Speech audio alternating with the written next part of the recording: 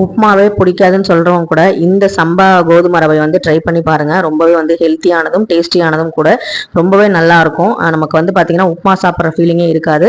So இந்த வந்து பார்த்திங்கன்னா நல்ல ஒரு சத்தானதும் கூட. இதை நல்லா ஃபஸ்ட்டு அந்த கோதுமை ரவையை நல்லா வறுத்துட்டு அதுக்கப்புறம் ஒரு பாத்திரத்தில் மாற்றிக்கோங்க. அதே கடாயில் கொஞ்சமாக எண்ணெய் விட்டு அதில் கடுகு, உளுந்து, கடலைப்பருப்பு, கருவேப்பிலை, சின்ன வெங்காயம், பச்சை மிளகாய் இது எல்லாத்தையும் நல்லா எண்ணெயிலே வதக்கிக்கோங்க.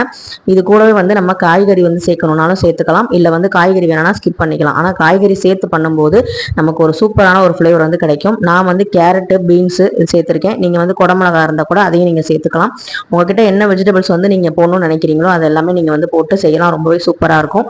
நம்ம வந்து எப்போவுமே வந்து கேரட், பீன்ஸ் தான் ப்ரிஃபர் பண்ணுவோம் இந்த மாதிரி வந்து உப்புமாவுக்கலாம். ஸோ அதனால் நல்லாயிருக்கும்.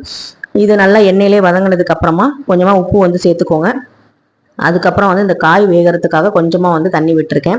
இது கொஞ்சம் வெந்து வந்ததுக்கு அப்புறமா அந்த நம்ம வறுத்து வச்ச கோதுமை ரவையை வந்து பார்த்தீங்கன்னா இது வந்து சேர்த்துட்டு நம்ம சேர்க்கும் போது கவனமாக வந்து சேர்க்கணும். தண்ணி ஊற்றினதுக்கப்புறம், ஏன்னா கட்டி விழுந்துரும். நல்லா கிளறிக்கிட்டே தான் வந்து சேர்க்கணும்.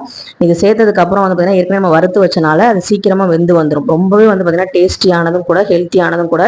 காலையில் வந்து பிரேக்ஃபாஸ்ட்டுக்கு அவசர அவசரமாக ஏதாவது செய்யணும், ஒரு 10 நிமிஷத்தில் நம்ம செய்யணும் அப்படின்னா இந்த மாதிரி பேக்கெட் வந்து வாங்கி வச்சுக்கோங்க. நமக்கு எமர்ஜென்சிக்கு உதவும். அதே மாதிரி வாரத்தில் ஒரு நாள் எப்போவுமே இட்லி தோசையே சாப்பிட்றவங்க இந்த மாதிரி சாப்பிடும்போது நமக்கு வந்து கொஞ்சம் சேஞ்சஸும் கிடைக்கும். நம்ம நாக்குக்கும் ஒரு சின்ன ஒரு மாற்றம் வந்து இருக்கும் டேஸ்ட்டில்.